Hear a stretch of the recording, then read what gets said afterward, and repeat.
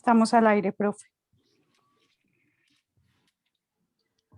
Hola, buenas tardes, bienvenidas, bienvenidos a nuestra nueva sesión del aula abierta seccional Oriente, problemas animales en un mundo en peligro. Permítanme hoy empezar de forma distinta, con una expresión de dolor e indignación por esto que está sucediendo en nuestro país con la protesta y el paro nacional. Un dolor y una indignación por el ataque de las fuerzas de seguridad del Estado contra la población civil, por el abandono de las instituciones del Estado a sus ciudadanas y sus ciudadanos, dejándonos solos frente al abuso y a la arbitrariedad, y por el gobierno indolente e inoperante que ordena reprimir de esa forma a sus ciudadanos y ciudadanas. Pero también decir que hemos visto escenas terribles de violencia y de dolor, de violencia contra los animales. Hemos visto la cabeza de un cerdo empalada como supuesto acto de rebeldía y de triunfo. Hemos visto cómo miles de pollos han sido botados a la carretera por no poder estar más en un camión, como una granja porcina fue atacada y los cerdos de allí fueron golpeados, torturados, apuñalados, matados. También vemos cómo los animales de la calle están siendo atropellados en las protestas. Hemos visto también el sufrimiento que en este momento tienen, el padecimiento de los miles de animales que se encuentran en camiones, que no pueden continuar su marcha porque están en los bloqueos.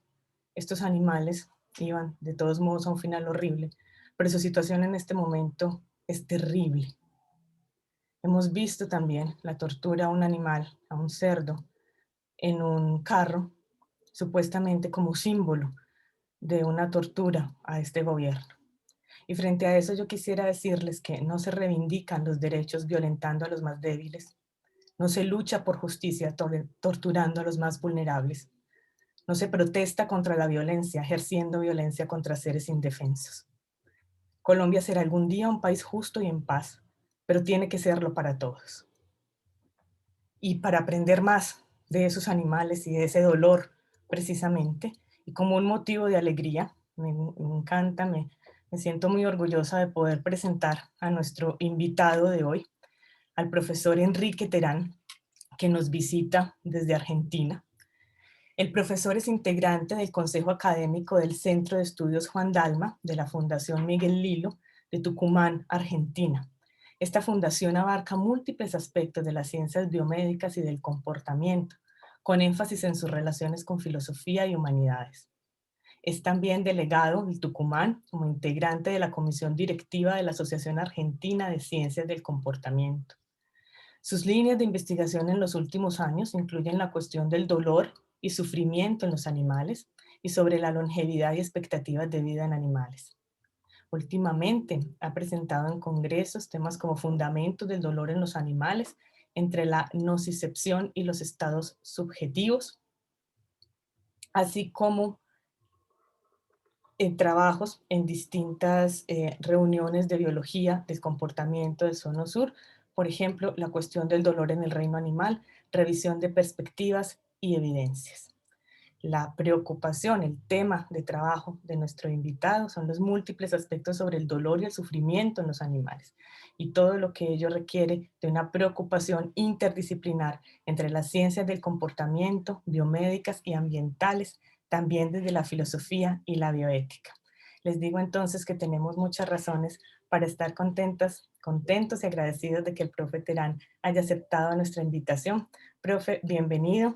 Estamos entonces atentos, somos su público. Muy bien, muchas gracias. Buenas tardes. Para mí, bueno, a pesar de estas circunstancias tan tristes, para todos es un verdadero gusto y privilegio participar en este ciclo Aula Abierta, Problemas Animales en un Mundo en Peligro, organizado por el Instituto de Filosofía de la Universidad de Antioquia.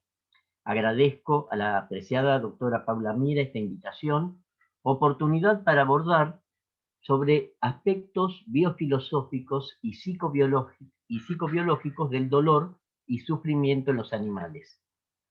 Estas cuestiones forman parte de una de las líneas de investigación teórica realizadas desde el Centro de Estudios Juan Dalma de la provincia de la Fundación Miguel Lillo, que está en la provincia de Tucumán, en Argentina. Este centro de estudios tiene como misión resguardar y continuar el legado de un distinguido médico psiquiatra, Juan Dalma, que nació en Fiume, en ese momento pertenecía esta ciudad al Imperio Austrohúngaro, y radicado más tarde en Tucumán. Dedicó su vida de docente e investigador a integrar las ciencias biomédicas con las humanidades, en particular la filosofía. El estudio del dolor constituye precisamente un campo de inmenso interés, tanto clínico como teórico, propicio para la integración entre las ciencias naturales y las ciencias humanas, como podemos observar en este esquema de disciplinas involucradas en esta cuestión que es verdaderamente interdisciplinaria. Aludió el célebre neurofisiólogo John Zachary Young, quien descubrió el axón gigante del calamar, que el concepto de dolor ha causado muchas dificultades a filósofos, a moralistas, a teólogos. Agregaríamos también que a médicos y en particular a los biólogos, especialmente a veterinarios y zoólogos. En su bosquejo de experiencias conscientes, el filósofo David Chalmers aludió al dolor como un ejemplo paradigmático de experiencia consciente amado por los filósofos. El interés de este párrafo, como ustedes, si lo pueden ir leyendo, radica en una doble perspectiva. Por un lado, fenoménica, la de un estado mental conscientemente experimentado, y por otro lado, al aludir a la experiencia sensorial subjetiva, a los aspectos psicobiológicos. Lo podemos leer. El dolor es un ejemplo paradigmático de experiencia consciente amado por los filósofos. Quizás esto se deba a que los dolores forman una clase muy distintiva de experiencias cualitativas. Ahí está el concepto de qualia, tan interesante para los filósofos. Y es difícil ponerlas en correspondencia directa con alguna estructura en el mundo o en el cuerpo. Fíjense que dice es difícil, no que sea imposible. Es decir, que su posición es la de, al estilo Mario Bunge, un monismo emergentista, aunque usualmente están asociadas a alguna parte del cuerpo. Debido a esta característica, los dolores pueden parecer aún más subjetivos que la mayoría de las experiencias sensoriales. Existe una gran variedad de experiencias del dolor. Fíjense ustedes que en el diccionario de términos médicos, por ejemplo, de la Real Academia de Medicina de Madrid, encontramos 90 entradas sobre tipos de dolor y sinonimia de términos sobre el dolor. Es una larga historia la que tiene la admisión de dolor y sufrimiento en los animales, con influencias de diferentes escuelas, de raíces tanto empiristas como racionalistas. Yo quiero aclarar algo. Voy a mencionar, como se hizo hasta ahora en el ciclo, experimentos que uno no comparte, pero forman parte de esta historia y nos permiten a nosotros reflexionar sobre el futuro de las investigaciones, el futuro de los principios de moral y ética aplicados a los animales. Por ejemplo, Claude Bernard, que se considera el padre de la medicina experimental, fue el creador de un concepto homeostático de regulación muy interesante, el milieu interior, el medio interior de la criatura.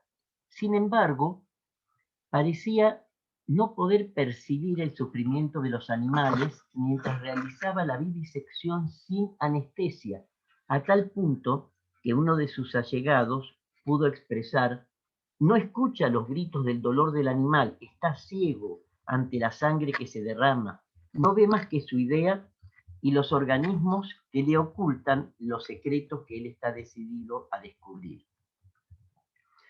Si bien la etología desde sus orígenes tuvo como impronta un acercamiento empático hacia los animales, en sus primeras etapas, por lo menos en cuanto al establishment de la etología, surgía la idea del animal no como máquina de reflejos, pero también como una máquina de supervivencia sujeta a las leyes de la selección natural. Esta idea, este paradigma, impidió a un grupo importante de zoólogos, entre los que se encontraba Tinbergen, admitir la realidad del dolor de los animales. Fíjense ustedes que hasta fines de la década del 70 y entrada a la década del 80, en forma paralela a la psicología comparada y a la medicina veterinaria de ese entonces, se pensaba que como uno no le puede preguntar, esa era la idea, a los animales acerca de sus emociones, de sus sentimientos, no existía forma de conocer si tienen experiencias conscientes.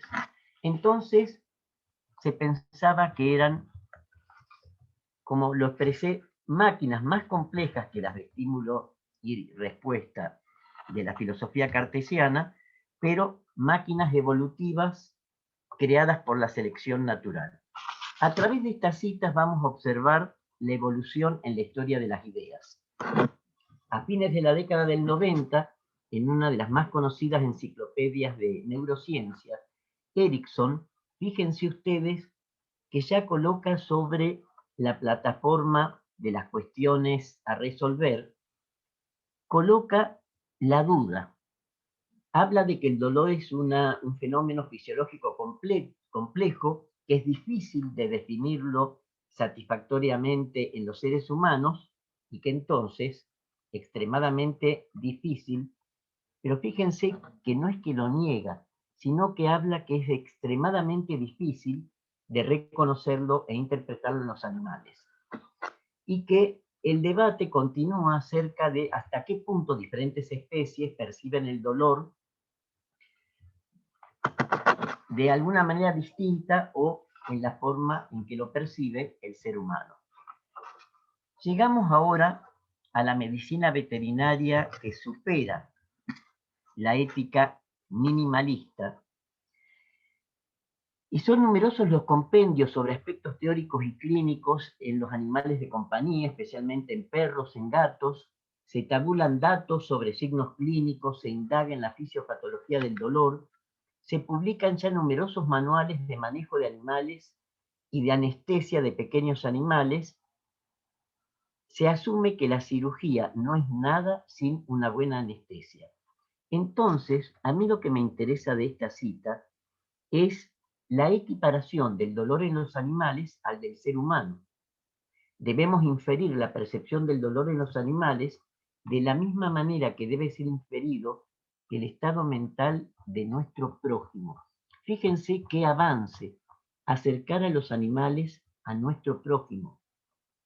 No hay ninguna razón fisiológica, filosófica o anatómica para negar que hombres y animales perciben el dolor de la misma manera, en su mayor parte, y que las consideraciones humanitarias deben estar siempre en lo más alto en la relación del veterinario con los animales y deben hacerse todos los esfuerzos para prevenir aquello que en el ser humano conllevaría sufrimientos.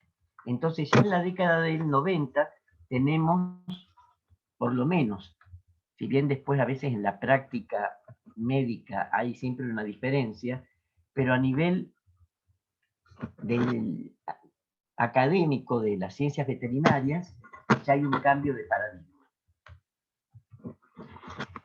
Una de las dificultades está, y esto ya lo expresaron algunos de los panelistas anteriores, en los diferentes componentes del dolor. Hay un componente nociceptivo que es el que crea más problemas a la hora de interpretar el dolor en los animales, porque hay diferencias de opinión acerca de si nocicepción, que involucra sensación, es como que se niega que una sensación en el animal pueda ubicarse en lo que es la percepción del dolor en el ser humano. Hay errores también en los sistemas de ideas, de formación de acuerdo a las escuelas de las que provienen los investigadores. El componente homeostático se refiere al conjunto de respuestas en las que actúan, por ejemplo, moléculas del sistema inmunológico, como vamos a poder observar en algunas de las cuestiones que vamos a abordar, el papel antibacteriano de algunas moléculas o en respuesta a las heridas en los tejidos. Junto con la fisiología, el aspecto afectivo es asimilado a las emociones primarias del famoso psicólogo William James. Un componente más complejo es el cognitivo y que se relaciona con las experiencias en la vida de los animales hasta llegar al nivel volitivo, al nivel de las decisiones y a componentes que son muy interesantes de cognición social e incluso cultural. En toda la bibliografía se suceden las dudas y preguntas y discusiones con respecto a lo que es sensorial, fisiológico, mental, conductual, pero siempre se alude a que el dolor es siempre subjetivo. Entonces, ¿cómo puede no ser considerado ese aspecto en el tratamiento que se le da a los animales, incluso en las investigaciones científicas? En cuanto a los niveles de análisis, nosotros podemos concebir un nivel, por ejemplo, molecular, hasta un nivel sistémico. Pensemos, por ejemplo, en las encefalinas. Para tomar una de estas moléculas, las encefalinas están relacionadas, son péptidos formados cada uno por 5 aminoácidos. Una actúa en función de ataque al agente patógeno y otra actúa en función de la respuesta inflamatoria. Estas moléculas están muy difundidas, en el conjunto de opiáceos endógenos están muy difundidas en todo el reino animal, como vamos a observar enseguida, y existe, bueno, una amplísima bibliografía de verificación de estas moléculas. Yendo a la dimensión sistémica, como sensación en el cerebro, lo que se observa es la cantidad de subsistemas que están integrados en un nivel alto de complejidad del dolor, pero en este caso es compartido por todos los mamíferos y de otra manera distinta, por ejemplo, por las aves, que tienen un tipo de encéfalo que siguió su propio camino, como el de los peces óseos superiores que también siguieron otro camino, pero de una complejidad semejante, aunque ustedes no lo crean, al de un cerebro mamífero. Aquí, por ejemplo, ¿ustedes ven aquí el cursor o no? Sí, profe, Bueno, estamos viendo en la amígdala. la amígdala, ¿no es cierto?, a cargo de la regulación del miedo y de otras emociones primarias. Perdón. Después está también la corteza cingulada anterior. La corteza cingulada anterior dirige aspectos emocionales del dolor. La corteza prefrontal a cargo de pensamientos complejos. Fíjense que todos estos subsistemas están con flechas de interacción. Entonces, este esquema a mí me interesó porque también nos muestra que aún cuando la causa del dolor ha disminuido o ha cedido, el patrón del dolor queda muchas veces grabado de tal manera que desde el cerebro existen como descargas espontáneas de dolor. Y eso también explica el caso de los famosos miembros fantasma. Este caso de consecuencias del dolor surge de la clínica y la fisiopatología veterinaria y nos muestra, para quienes desestimaron durante tantos decenios la cuestión del dolor en los animales, la complejidad que abarca en el interior, en el medio interno del cuerpo. Por ejemplo, tenemos respuestas del sistema nervioso, por ejemplo, simpático. En ese caso tenemos, por ejemplo, las catecolaminas. Hay también efectos del sistema nervioso simpático en lo que es taquicardia, hipertensión, el sistema renina-angiotensina, que tiene una importancia en la retención hidrosalina y por lo tanto edema e isquemia en el animal. Hay también inmunodepresión por acción de hormonas de la corteza suprarrenal. Aquí tenemos el cortisol o cortisona de la corteza suprarrenal. En cuanto al sistema inmunológico, la respuesta inflamatoria con el aumento del dolor, el incremento de sensibilidad en la herida y los efectos a nivel comportamental, etológicos. Estos efectos etológicos pueden incidir en la inmovilización y entonces pueden dar una falsa apariencia de que el animal no sufre ningún dolor. Entonces, estas investigaciones de la década del 80 a partir de la clínica de pequeños animales ayudaron mucho a valorar lo que implica el proceso de anestesia y el cuidado del animal durante las enfermedades. ¿Qué implica en cuanto, si pasamos ahora al ambiente natural? Tenemos acá 4 casos en los cuales el dolor es una ventaja adaptativa en el ambiente natural del animal. Veamos, por ejemplo, el sapo. El sapo tiene como respuesta innata de captura de presas, es una respuesta innata, pero cuando la presa es un milpiés, por ejemplo, los milpiés tienen los segmentos del cuerpo, unas glándulas que liberan unas sustancias tóxicas, urentes, son unas glándulas repelentes o repugnatorias. Basta tal vez una sola experiencia en la naturaleza para que actúe la memoria y es un caso muy rápido de aprendizaje por ensayo y error, en el que interviene la memoria y por lo tanto el dolor en la naturaleza puede ser una ventaja adaptativa. Como en el caso superior derecho de las ratas, en este caso es una experiencia que pudieron tener datos observacionales con las ratas de Noruega en el ambiente natural.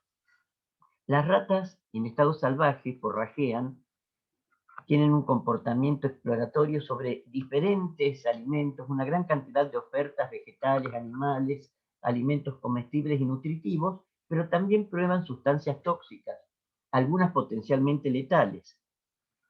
Ahora, ¿qué es lo que hace el animal? Intercala pequeñas mordidas de cualquier cosa nueva que si provoca ese alimento malestar o manifestación de dolor, que puede ser incluso un veneno, lo evitarán en el futuro, o algún líquido que tenga también alguna sustancia nociva. También es un aprendizaje por ensayo y error como el del sapo, es decir, que se forman en el animal asociaciones significativas para la supervivencia. Esa fotografía de este hermoso animal marino, que es nada menos que Aplysia, que cobró celebridad por los estudios de Candel sobre la formación, por ejemplo, del reflejo condicionado en los moluscos, nos anticipa la respuesta a la pregunta, ¿tienen dolor los peces? Bueno, Aplysia tiene en su dorso esas prolongaciones tan brillantes y llamativas, digitiformes. Imagínense ustedes que son peces. ¿No se sentirían atraídos si estas prolongaciones están en movimiento, interpretarlas como posible alimento? Bueno, estas prolongaciones se vuelven turgentes cuando se acerca el pez y cuando el pez ataca estos señuelos, rápidamente debe, la prolongación esta se desprende del animal, después se regenera, el pez debe liberar de su boca rápidamente esta prolongación del animal por las sustancias venenosas y el pez aprende con rapidez a no atacar estos moluscos por esta desagradable sensación provocada por las secreciones, mientras la babosa de mar regenera las papilas perdidas. Y para finalizar con esta secuencia fotográfica, el caso de los monos aulladores de la selva sudamericana, que en sus excursiones de forrajeo por el dosel de las selvas, aprenden a relacionar los efectos de los tóxicos que se acumulan naturalmente en las vacuolas de las células de ciertas plantas, aprenden a relacionar ese efecto con manifestaciones de malestar. Entonces, un aprendizaje rápido ocurre en cuanto a discriminar y seleccionar las plantas utilizadas en su alimentación. También hay una influencia en lo que es la cuestión cognitiva y cultural, porque los jóvenes también pueden, por aprendizaje, por imitación, evitar en el futuro esas plantas. Bien, los invito a recorrer ahora las perspectivas del dolor en la dimensión epistemológica. Esto es una adaptación a los animales de lo que presentó el médico mexicano humanista José Luis Díaz, que se especializó en biofilosofía. Son las perspectivas en primera, tercera y segunda persona. Comencemos con la perspectiva en primera persona. Es la expresión del dolor en primera persona animal, en este caso, en singular. Se refiere el dolor en el animal al síntoma, y el síntoma es un elemento privado y subjetivo de un individuo animal particular. Es una experiencia característica de cada individuo que nosotros podemos conocer a través de nuestros perros, de nuestros gatos. Ahora, la expresión del dolor puede consistir también, como lo indiqué en unas imágenes antes, en no presentar evidencias observables indicadoras del dolor, en especial cuando el animal está en presencia de otros, tanto humanos como animales, y en particular si se trata de predadores. Tiene un sentido especial la selección de estas dos fotografías. La del ave implica una maniobra de distracción o muerte fingida. Y la de la serpiente, la muerte fingida. La maniobra de distracción, en el caso del ave, es muy frecuente en las especies que incuban y cuidan a los polluelos en la tierra. Entonces, ante la cercanía del predador, después del intervalo de inmovilidad, cuando la cercanía ya es inminente, el animal se desplaza fingiendo dolores y estar herido, de tal manera de distraer al predador de los huevos del nido o de los polluelos recién eclosionados o en desarrollo. Finalmente, cuando es imperioso el acercamiento del animal predador, se retira ya en un vuelo y salva la vida para después reencontrarse con su nidada. Bueno, este tipo de evidencias de fingir una herida es importante porque implica que si el animal finge estar herido, no se puede admitir que los animales, en los casos de heridas y de problemas que tienen en la naturaleza, puedan sentir dolor. Es imposible negarlo. El caso de la serpiente que realiza el comportamiento de muerte fingida también es muy interesante por un experimento de campo que hizo el psicoetólogo Gordon Burgard en Estados Unidos, con las serpientes de hocico y en otras especies de culebras también. Ustedes saben que cambió el comportamiento de la serpiente de acuerdo a si la persona estaba presente, si estaba presente mirándola o no mirándola, o si estaba fuera de la vista del animal. Es decir, el intervalo de tiempo para volver a la posición normal y mejorar su frecuencia respiratoria variaba. La configuración del movimiento es instintiva, pero fíjense ustedes que aún en configuraciones instintivas, en un animal como un reptil, también ingresan los elementos de una percepción compleja. El animal observaba si el ser humano lo miraba o no, y si el ser humano estaba presente o no. Entonces, esas son cuestiones que nos aproximan al animal en la perspectiva en primera persona, para usar los términos de José Luis Díaz.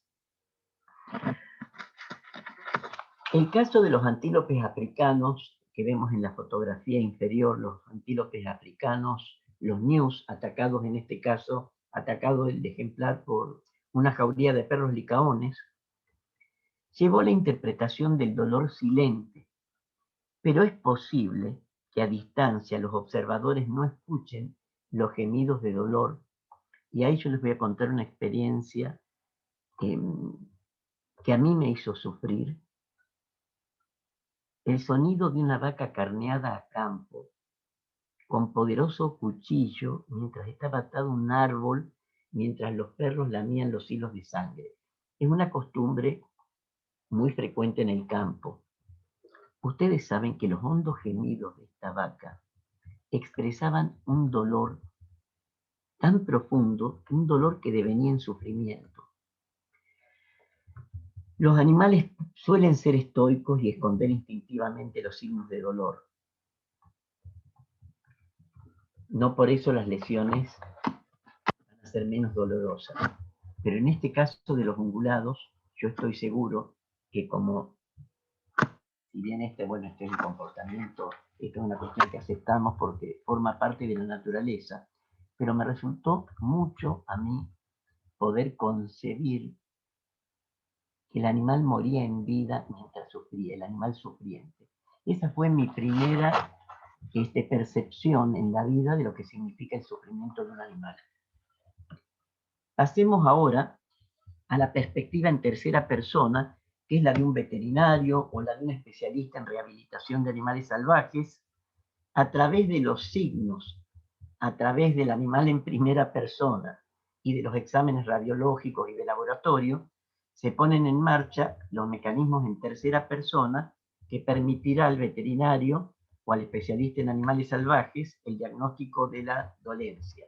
Aquí es importante conocer los antecedentes del animal, requiere preparación, contar con equipos, acceso a recursos y con una gestalt de ojo clínico. Desde la perspectiva de la medicina veterinaria forense, Belinda Merck sistematizó datos para los animales de compañía en cuanto a signos de dolor. Fíjense, desde una etapa en la que la veterinaria no consideraba estas cuestiones, aún el ronroneo en un gato puede en algunas circunstancias ser un signo de dolor, como el acicalamiento de la zona afectada, los gruñidos o esconderse, no cambiar de postura, acurrucarse, disminución de la interacción con personas, la mirada fija o los gemidos y aullidos en el caso de los perros, la postura arqueada, la inquietud e inmovilidad. Y algunas cuestiones que se han observado en gatos y perros como la búsqueda de la atención, la alteración en la vocalización, puede ser o proteger o también ofrecer. Hay animales que ofrecen las zonas doloridas y la alteración del comportamiento de evacuación. En cuanto a algo más que el dolor, desde la medicina forense se estudió aquellos animales sometidos a sufrimiento y las variables y los parámetros fisiológicos que se encontraron, una liberación excesiva de las hormonas del sistema nervioso simpático, del sistema nervioso autónomo, tanto simpático como parasimpático, alteraciones metabólicas, incremento de frecuencias cardíaca y respiratoria, de presión sanguínea, incluso la automutilación u otras acciones sobre el mismo cuerpo, recurrentes patrones anómalos, la indefensión aprendida, aprender a que se es sufriente. Esto es similar a lo que se estudia muchas veces con los jóvenes en situaciones vulnerables en las escuelas. El miedo, la ansiedad, la angustia, la ansiedad por separación. Ya vamos a ver algunos ejemplos sobre esto. Frustración, depresión. Todo esto se encontró en animales de compañía a través de esa subárea de la investigación veterinaria que es la medicina forense. Encontramos nosotros ahora la perspectiva en segunda persona. Es el desborde de la conciencia hacia otro ser doliente o sufriente. Puede ser la del mismo animal que solicita o permite ser ayudado. Ustedes saben que es muy frecuente que animales salvajes, e incluso algunos que en otras ocasiones pueden ser peligrosos, como un águila, hace poco vi una filmación, se entregan al cuidado. En este caso, en un incendio en Australia, este oso koala, un marsupial, es asistido con hidratación. El sufrimiento, ¿no es cierto? También esto es en perspectiva de segunda persona, de la madre que ha perdido el bebé chimpancé, y este caso, el estrés postraumático de los elefantes huérfanos. Ustedes saben que en las décadas del 70 y del 80, en el Parque Nacional Kruger de África, se realizó un programa de eliminar selectivamente algunos elefantes. Los huérfanos sufrieron lo que en los seres humanos se llama el estrés postraumático. Esto fue muy triste porque decenios después estos elefantes seguían invadidos de pena y tristeza y no pudieron tener los patrones normales de comunicación o de interpretar las señales emitidas por otros animales. Se cortaron estas operaciones de eliminar animales a fines de los 80. Ahora es posible también que de la caza furtiva de elefantes se destinaran crías de elefantes africanos. Eso ocurrió en las décadas del 70 y el 80, a circos y zoológicos, cuando todavía no existían las prohibiciones o legislación que se van imponiendo con el paso del tiempo.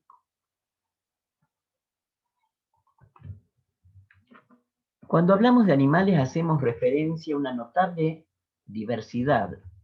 Aproximadamente hay 1.400.000 especies conocidas, pertenecen a unos 33 o 34 linajes. Estos animales son formas multicelulares que aparecieron aproximadamente hace unos 600 millones de años.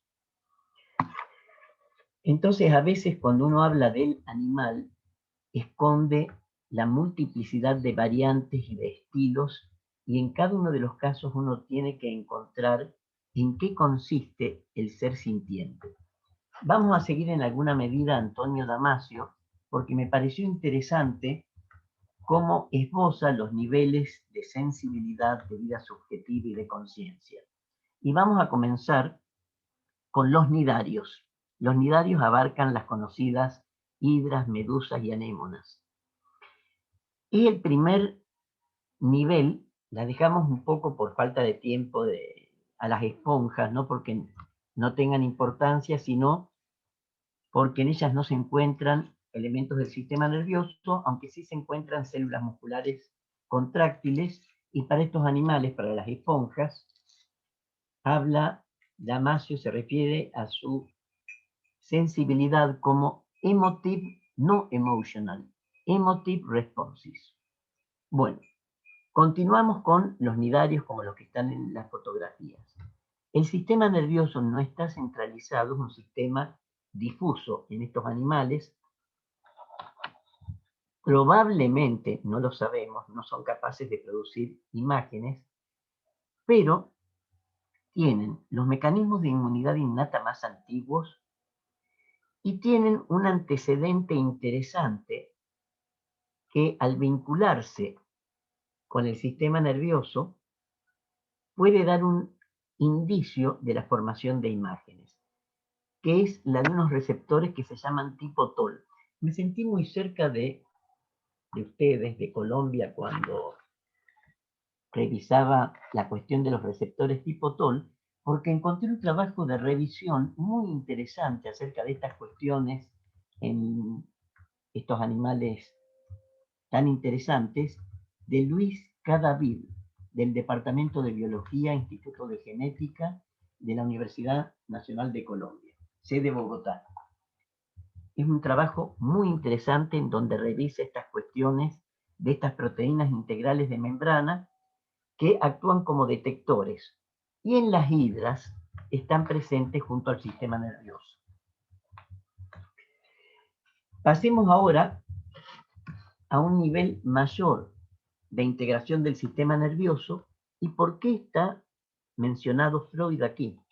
Porque Freud entre 1876 y 1896 trabajó como neurólogo y anatomista, inspirado tanto por Darwin como por la Oda a la naturaleza de Goethe. Estudió los elementos nerviosos del cangrejo de río y ustedes saben que anticipó el descubrimiento de Ramón y Cajal, que fue el descubridor de las neuronas. Freud, en momentos en que se creía que los invertebrados eran totalmente distintos a los vertebrados, se justificaba entonces una investigación tal vez más cruenta en estos animales, Freud mostró que los elementos nerviosos, y esto es importantísimo para una teoría del dolor, para la futura teoría del dolor en los animales, que los elementos nerviosos de invertebrados y vertebrados eran los mismos. Lo que difería en los distintos grupos era la organización, no los componentes. Desgraciadamente es el tipo de experimentos que permiten ampliar el panorama que se tiene de los animales como seres sintientes. Un nivel superior al de las hidras, de las medusas, que considera Damasio, es el de ya la formación de mapas e imágenes más completas, un mundo perceptible más complejo, animales en los que la respuesta fisiológica da lugar a las emociones. Bueno, en estudios de aprendizaje discriminativo con los cangrejos, con el cangrejo ermitaño específicamente, en un acuario iluminado con refugios oscuros que proporcionaban guaridas como escondites y protección que brindan seguridad y confort, la intervención consistió en aplicar descargas eléctricas en estas guaridas y se colocaron además refugios iluminados a los que nunca, cuando el animal se refugiaba allí, jamás recibía una descarga eléctrica.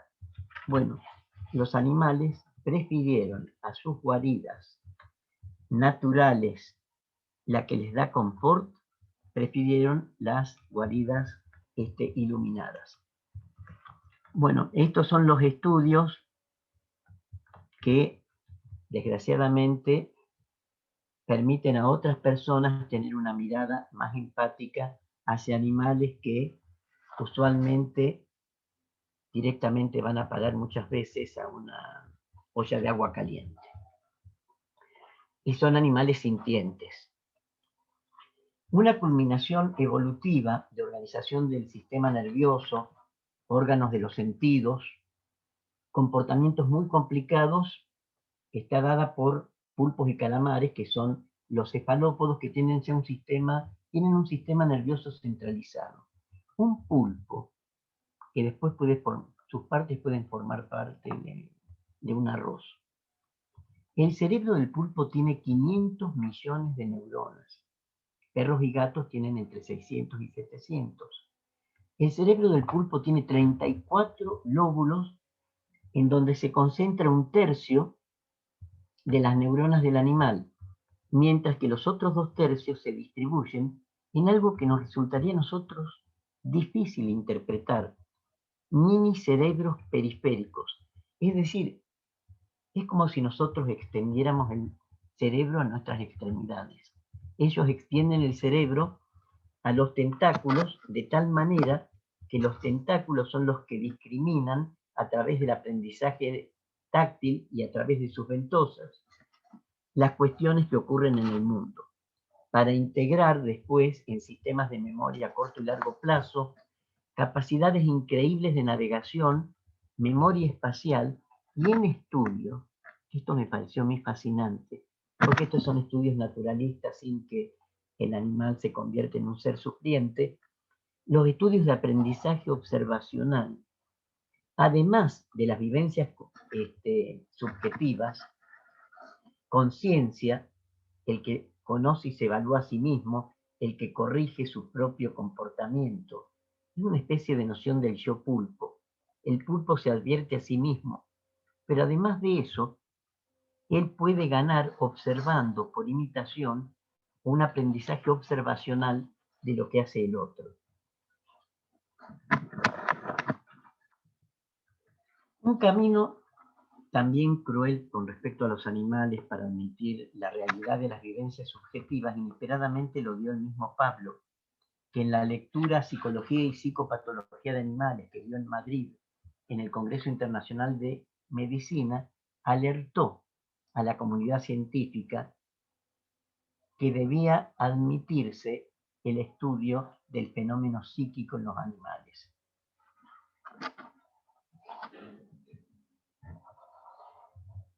El estudio biomédico de la conciencia nos proporciona pasos de acceso al dolor y sufrimiento animal.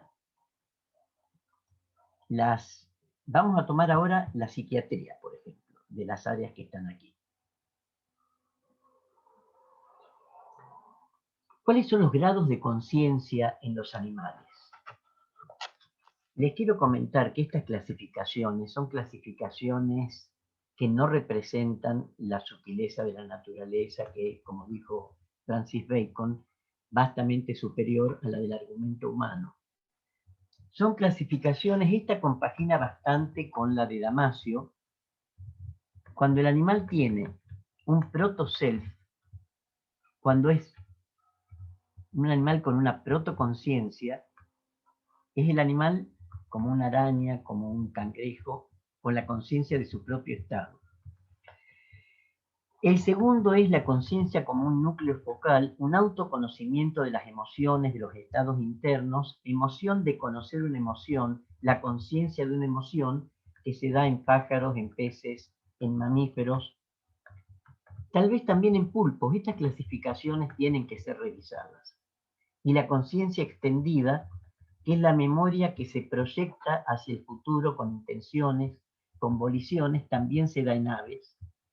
Es como una capa autobiográfica del yo, y los ejemplos paradigmáticos son los que proporcionan elefantes, cetáceos, también los murciélagos, los cánidos, en particular los lobos. Esta distinción, conciencia, como escriben los psiquiatras, en estado de alerta, arousal, y el contenido de conciencia, es muy interesante. Los animales tienen este grado de... La mayor parte de los animales, yo diría que todos, disponen de estos sistemas de alerta o arousal. El nivel de activación, de anticipación y respuesta a los estímulos, eso implica ya estar consciente. En vertebrados, estructuras son el tronco cerebral, tálamo y corteza. Hay una expresión que resume el estado de alerta en los animales de William McDougall, que es "The healthy animal is up and doing". Difícil de traducir. Es como que el animal sano está lleno de un espíritu activo, emprendedor. En cuanto al contenido de conciencia o awareness, la respuesta intencional, la integración de funciones mentales, es el ser consciente. De todas maneras, los animales compaginan y combinan estos dos tipos de dimensiones que se expresan en la actividad del animal. Ser consciente equivale a ser un pulpo, ser un mamífero, ser un ave en muchos casos. Hemos mencionado a los vertebrados. La selección de imágenes que está aquí representa aquellos animales con un encéfalo elaborado. Es un encéfalo más complejo y en contra de lo que se puede suponer si uno tiene una idea aristotélica, lamarckiana, de escala de la vida, la evolución no ha procedido de esa manera, de inferiores a superiores. Yo les quiero comentar, fijando mi visión en la raya que está en el medio entre ese vertebrado tan extraño, sin mandíbulas, y el tiburón. Ustedes saben que yo pude verificar comportamiento emocional en una raya que me llamó mucho la atención, porque generalmente cuando se estudia en la universidad acerca de estos animales, figuran como peces cartilaginosos, no es esa la explicación correcta, pero como más primitivos que los peces óseos más primitivos que los anfibios. Es un concepto de step by step, ladder of life, que no representa que cada grupo de animales tiene su propia complejidad sensorio-neurológica. En el caso de la raya, la observé en un acuario yo en Estados Unidos. Ustedes pueden creer que cuando se acercaba bajo el agua con todo su equipo submarino, por así decirlo, su cuidadora, el animal la podía distinguir desde lejos, se aproximaba y, como un perro o un gato, se apoyaba en su pecho mientras la cuidadora la acariciaba. Es otra de esas imágenes, en este sentido, muy positiva, que a mí me quedó grabada. Después consulté acerca de estudios de neuroanatomía comparada y precisamente rayas y tiburones avanzados, junto con reptiles, peces óseos, aves y mamíferos, tienen un tipo de encéfalo mucho más elaborado. Esta es una figura, bueno, ilustrativa de la diversidad de peces óseos.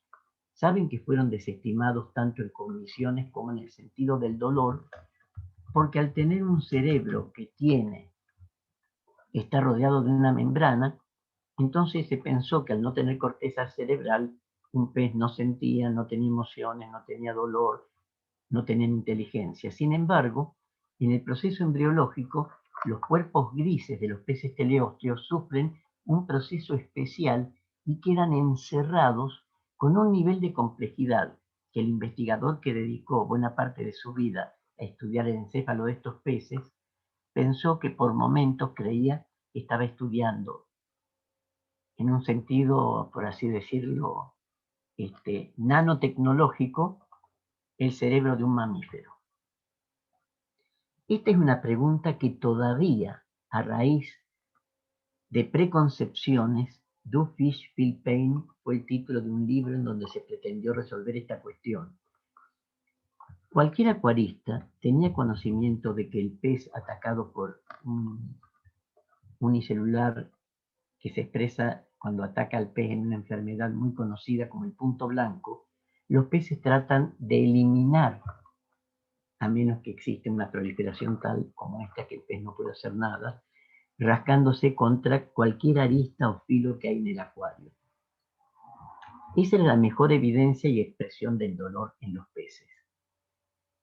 Sin embargo, desgraciadamente se necesitan experimentos para después concluir con que los peces sienten dolor. Del dolor al sufrimiento en las aves, es muy fácil acá ubicarse en el lugar del animal y evidentemente son animales con fiebre. En algunos casos yo he podido observar canarios que fueron atacados por determinados microorganismos con el desarrollo de una malaria aviar y que los llevaba finalmente al deceso. Es decir, que el sufrimiento, si bien algunos desestimaron durante mucho tiempo, también puede formar parte de la vida de un ave. La empatía, yo les hablé a ustedes de que un elemento cognitivo también entraba como una dimensión del dolor. Desgraciadamente también aquí tuvo que ocurrir un experimento de inyectar una sustancia de tal manera que el animal se revolcara y se pudiera después observar el efecto que tenía, especialmente en la pareja del ratón, que también se le inyectaba una menor cantidad de esa sustancia que provocaba una picazón interna muy fuerte, un estímulo nocivo de alta intensidad, y el animal se revolcaba de manera mucho más fuerte, con mucha más intensidad, si observaba a otros o en particular a su pareja. Y ahí surge la evidencia de la empatía en los ratones. En la década del 50, para estudiar la ontogenia del desarrollo se aislaba a cachorros de perros, para observar después los efectos de falta de integración en el mundo y un efecto muy negativo para estos perritos en su futuro, que es la no percepción del dolor. Incluso se acercaban a las fuentes, por ejemplo, que le proporcionaban descargas eléctricas. Ese fue el efecto de esos famosos experimentos de privación, de experiencia, de aislamiento. Se los privaba de todo contacto social, de otros perros y de seres humanos. También se hicieron, pero más recientemente, experimentos de privación social con uno de los animales más inteligentes de la diversidad actual, que es el loro gris africano, loro yaco. Aislados de congéneres y de seres humanos, estos animales se pudo registrar el acortamiento de los telómeros. Los telómeros son los extremos de los cromosomas que están relacionados con la longevidad y las expectativas de vida. Es decir, que disminuía el aislamiento en las expectativas de vida y longevidad de estos animales.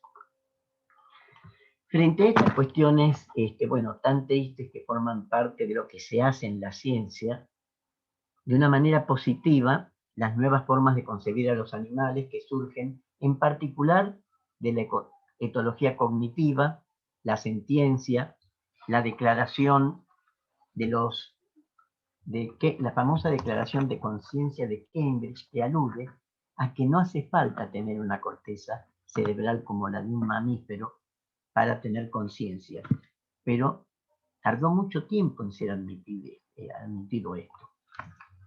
Otra cuestión es la medicina de los invertebrados, aplicar la medicina veterinaria a cuidar a todos aquellos invertebrados que se mantienen en los acuarios o en la investigación científica. Esta medicina de los invertebrados se edificó sobre la idea de una medicina, una salud. De todo ese conjunto de áreas surge esta nueva manera de considerar las necesidades psicológicas de los animales como el espacio vital, la estimulación mental, la compañía social, la capacidad y recursos del animal para controlar su vida, para manejarse ante acontecimientos adversos, la adecuada estabilidad y cuidado de la salud. Entonces, en las estaciones de rehabilitación, de recuperación de especies, se tienen ahora en cuenta estas cuestiones tan importantes para poder rescatar animales. La figura de este pájaro para mí es muy significativa, es un federal de la fauna de los bañados del litoral de Argentina, porque tuve una experiencia muy interesante. Me llegó a mis manos un individuo, Fede, su nombre de esta especie, que estaba al borde de la muerte, y me lo entregaron para que por lo menos pudiera tener una vida interesante como animal sintiente. Lo que yo hice fue proporcionar todo tipo de estrategias para que aún sin privarlo al animal de mi presencia, pudiera recomponer todo su espacio vital interior y estar disponible. Duró 3 años el proceso para la naturaleza, hasta que finalmente logré el gran logro de Federico, que se autoliberara. Él consiguió esa libertad, no de hambre y sed, porque yo le proporcionaba esto, pero sí poder conseguir lo que es más interesante para un animal, que es la libertad. Estas son las libertades que nos proporcionan otra mirada interesante, que incluyen liberarse del dolor, las heridas, la enfermedad y del sufrimiento, del miedo y de la angustia. La conceptualización esta de salud única tiene en estos momentos un gran interés, porque en la vida marina y oceánica hay muchos animales sufrientes como nutrias marinas, cetáceos o focas, que están sufriendo los efectos de los parásitos de los animales de los ecosistemas terrestres. Este es un problema muy grave en estos momentos. Y hay una medicina veterinaria en los últimos años de los animales salvajes que está trabajando sobre esta cuestión.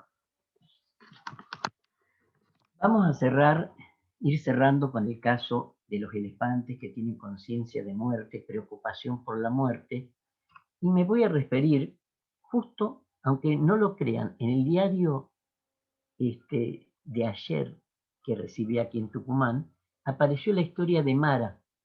Mara es una elefanta que fue hace un año que está viviendo en un santuario, el único santuario de elefantes de Latinoamérica, que está en Mato Grosso. Fue liberada del sufrimiento. Ustedes saben que yo la conocí a Mara. Cuando yo era chico, vivía en Rosario, en una ciudad en la provincia de Santa Fe.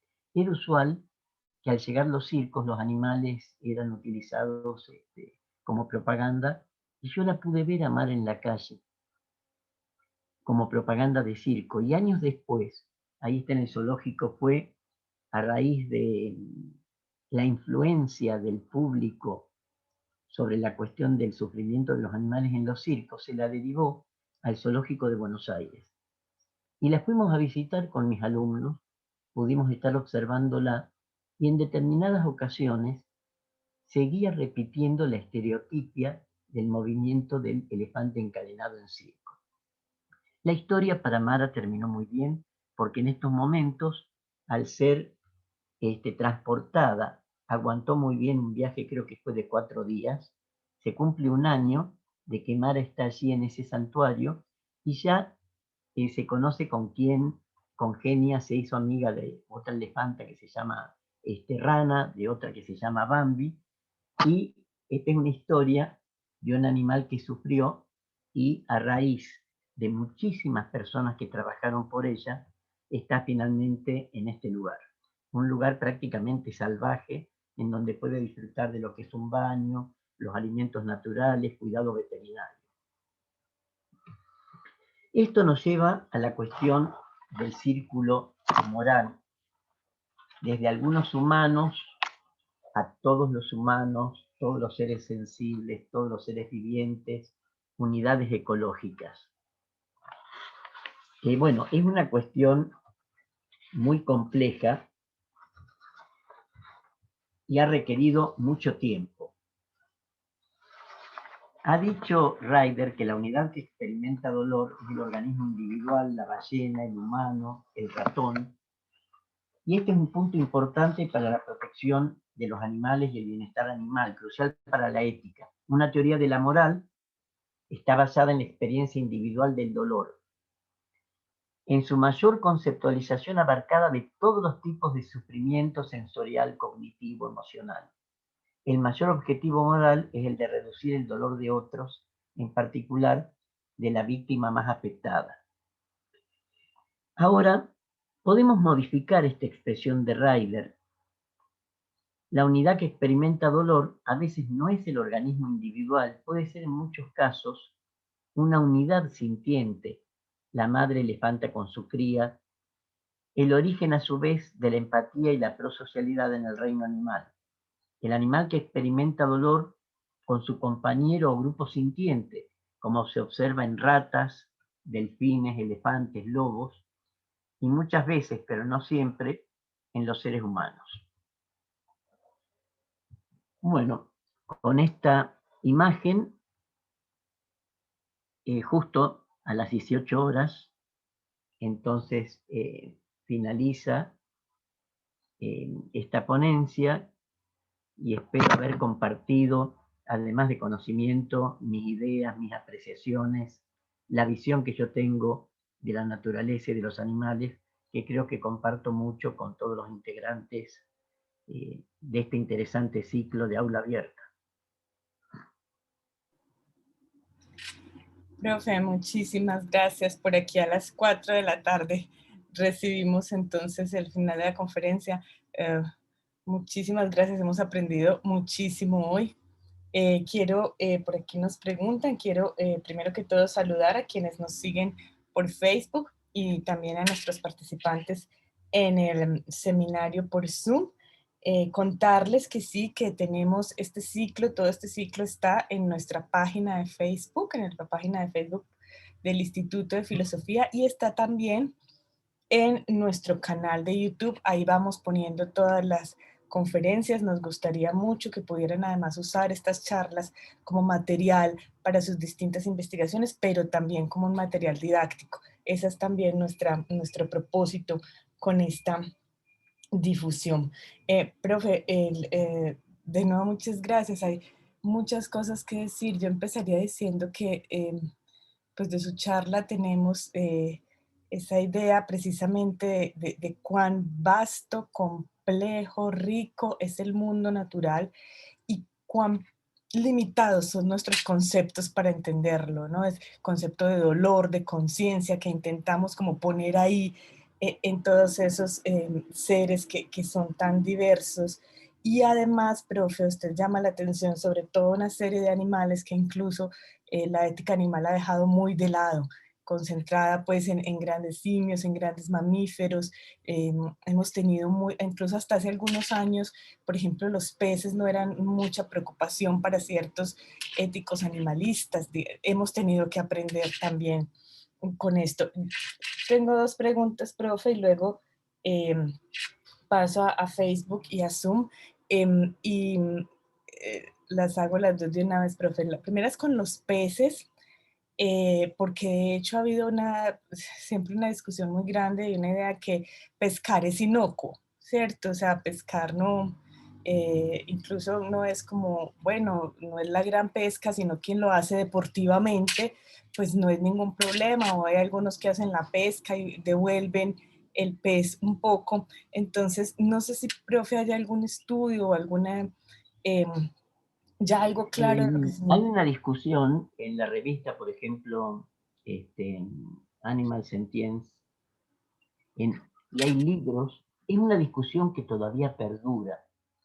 En esa discusión hay psicólogos, yo pude conocer a un psicólogo experimental de primera línea, de vertiente neoskinneriana, y eso ya dice mucho, pero una de las personalidades más importantes de la psicología experimental, que debía estar informado acerca de algunas cuestiones básicas de neuroanatomía, y me negó en absoluto y con el peso del dogmatismo de todo el establishment que pudiera existir algo como patrones cognitivos o procesos cognitivos en los peces. En los peces se ha descubierto la cuestión de incluso aprendizaje por imitación. Hay invenciones. El asunto es que se los desestima por estar, si bien se los tiene en acuarios y uno puede gozar de la belleza del animal desplazándose en el acuario con sus colores, pero por otra parte, al estar en ese mundo, en ese microcosmos subacuático, y al tener esa impronta de que hay una escalera de lo más sencillo a lo más complejo, entonces al ser más sencillos tienen que tener, o ni siquiera tienen que tener dolor. Pero uno cuando observa el pez recién sacado con la caña y uno recorre alguna costanera y observa ese ritmo de respiración, yo ahí, además de dolor, ahí se ingresa la cuestión de sufrimiento. El dolor ya está totalmente verificado, Paula, ¿no? Totalmente verificado a través de moléculas, de las fibras, incluso de las vías ascendentes del dolor. Yo puedo enviarles algunas de las publicaciones, el, los datos bibliográficos. El libro más importante fue el de Braithwaite, Do Fish Feel Pain? A raíz de ese libro encaminó toda una discusión, pero todavía hay detractores.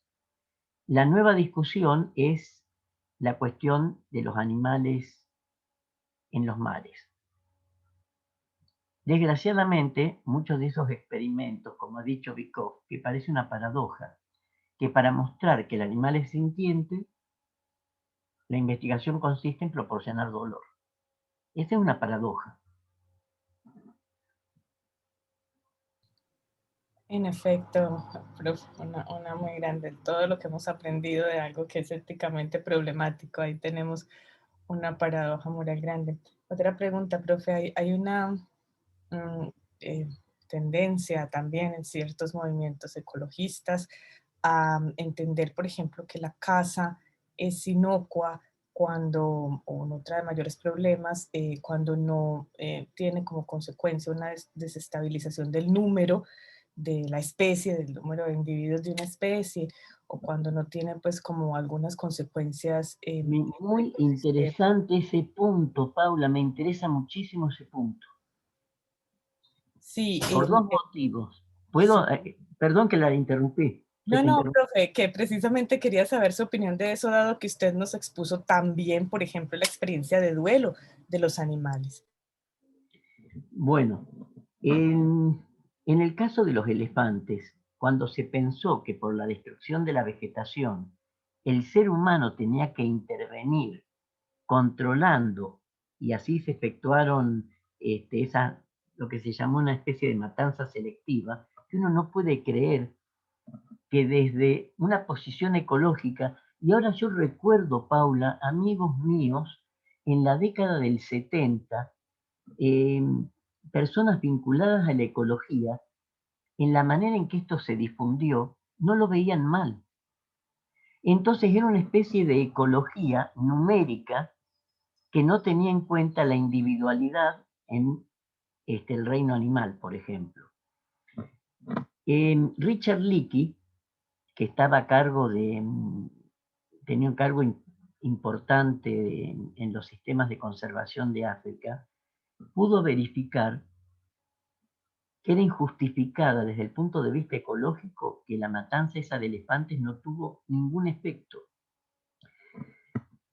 En algunos párrafos de Laudato Si, también Francisco alude a esta cuestión, que cuando el hombre ingresa, ejerce toda una serie de efectos concatenados en los cuales ninguno resulta mejor. Se agrava la situación. ¿Cuál es mi opinión con respecto a esta casa deportiva? En estos momentos no se puede justificar una cacería por los siguientes motivos.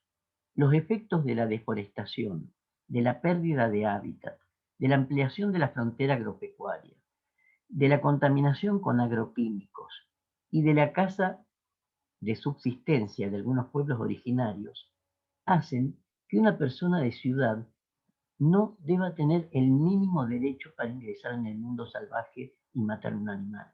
Eso no puede ser deporte.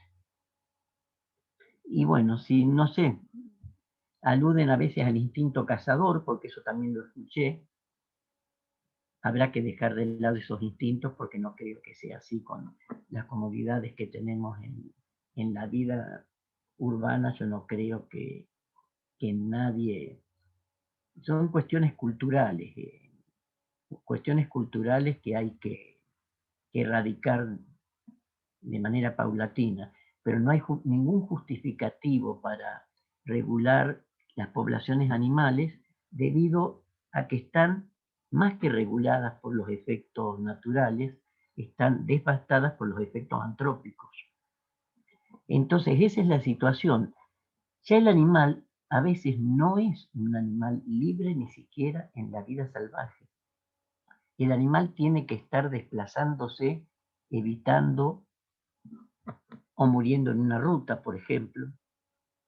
Es decir, el animal está muy limitado en estos momentos. Y muchas veces estas cosas no se expresan. Así que es necesario trabajar en estas cuestiones. Para quienes piensan que todavía con espíritu ecológico se pueda, por ejemplo, salir de cacería. Gracias, profe. ¿Saben lo que me olvidé? ¿Puedo agregar algo o ya es el tiempo? No, profe, por supuesto, lo escuchamos.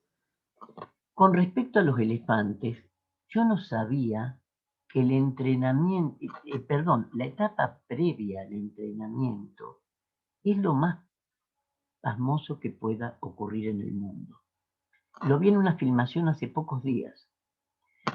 Se los encierra en unos corrales estrechísimos que actúan como arneses, especialmente a las crías y a los jóvenes, y a través de castigos que duran 24, y si el animal no se doblega, 48 horas, es sometido sin comer y sin beber a todo tipo de heridas, latigazos, elementos punzantes, golpes, para que el animal pueda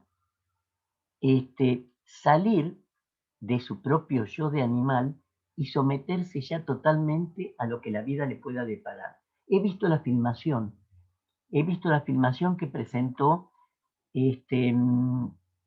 una señorita que está a cargo de un santuario que pretende recuperar elefantes que están utilizados para turismo o para trabajo de transportar árboles, por ejemplo, en Tailandia. Y mostró cuál es la realidad de esos elefantes que a veces el turista cree que porque están pintando o porque realizan algo de interacción con algún aspecto de la realidad, se paga para eso, pero en el fondo mostró cuál es la primera etapa. Cuando yo vi esa filmación, jamás pude creer que el futuro animal, por ejemplo, en un circo, pudiera haber tenido en su vida ese castigo que lo lleva a la sumisión absoluta, a tal punto que después deja de ser elefante, le hacen perder todo lo que tiene de elefante. El castigo dura de 24 a 48 horas y todavía se realiza. Y es ese elefante el que el turista después paga por observarlo o por montarlo, por ejemplo, en cualquier país del sureste de Asia. Pero su inicio tuvo esa etapa. Un horror, profe. Gracias. Pregunta aquí en nuestro chat Maggie Castañeda. Gracias por su conferencia tan interesante. Todo lo que nos muestra me hace ver más y más las similitudes biológicas, cognitivas, emocionales, etcétera, entre humanos y animales no humanos. Pero me gustaría saber qué cree usted que ocasionó que los humanos nos posicionáramos a un nivel de superioridad como especie, que tuviéramos capacidades que nos permitieran explotar a otras especies y no otras especies a nosotros. Es muy difícil poder contestar esta pregunta porque involucra, bueno, una larga historia de interacciones con el mundo natural. Hay cuestiones que yo fui averiguando con el tiempo. Muchas veces se cree, por ejemplo, que los pueblos originarios, quienes viven en selvas y bosques, tienen un encuentro, que hacen una casa controlada, regulada, y a través de seres míticos se ejerce el control. Un antropólogo me mostró que no es tan así el asunto y que el hecho de que no incidiera la manera en que capturaban animales en las poblaciones radicaba en la extensión de bosques, de sabanas, de selvas.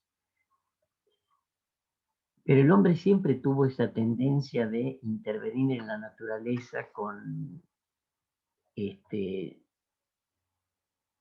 sin que involucrara como un ser emocional o sintiente. Porque una persona, un médico como Claude Bernard, que no haya considerado con toda la sabiduría y conocimiento que tenía, es difícil pensar cómo no consideró esos aspectos a los que el mismo Pablo sí llegó a considerar, pero aún así, como se pensaba que el bien era para la humanidad, se justificaba el dolor. Entonces, aún admitiendo, por ejemplo, la vida subjetiva, Pablo y sus seguidores realizaron toda la línea de las neurosis experimentales en perros y gatos. Incluso en Estados Unidos, los seguidores de Pablo siguieron con ese tipo de línea de investigación. Incluso los etólogos con la aproximación empática, les fue muy difícil aceptar vida subjetiva, emociones, y también resultó muy difícil aceptar cogniciones en los animales. Ahora el nivel cognitivo se acepta incluso en los insectos sociales. Se sabe que las avispas, por ejemplo, tienen memoria, que las avispas pueden visualizar incluso a nivel de imágenes complejas de rostros, y reconocer una persona, por ejemplo, que estuvo involucrada en la destrucción del nido.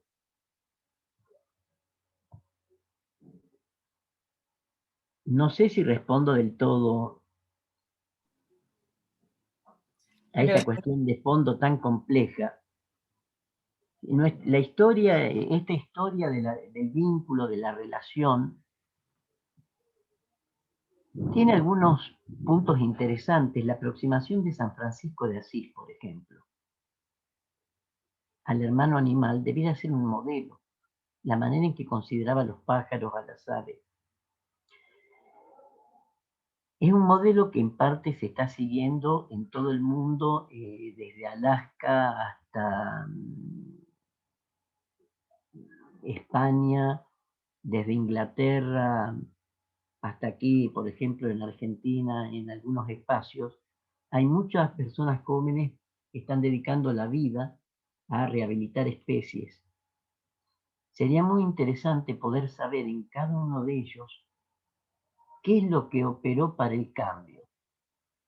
A ver, lo que puedo mencionar, porque lo dijo esta señorita que ha dedicado su vida con mucha humildad, incluso estuvo presa varias veces por esto, por dedicar la vida a rescatar elefantes.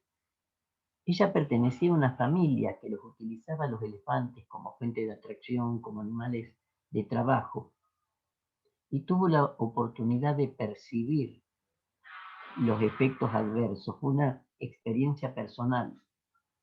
Incluso fue denunciada por la misma familia, sus mismos progenitores, por haber cambiado su visión del mundo. Pero ella ahora está logrando, por ejemplo, un cambio de actitud y está obteniendo autorización para que le vayan entregando animales.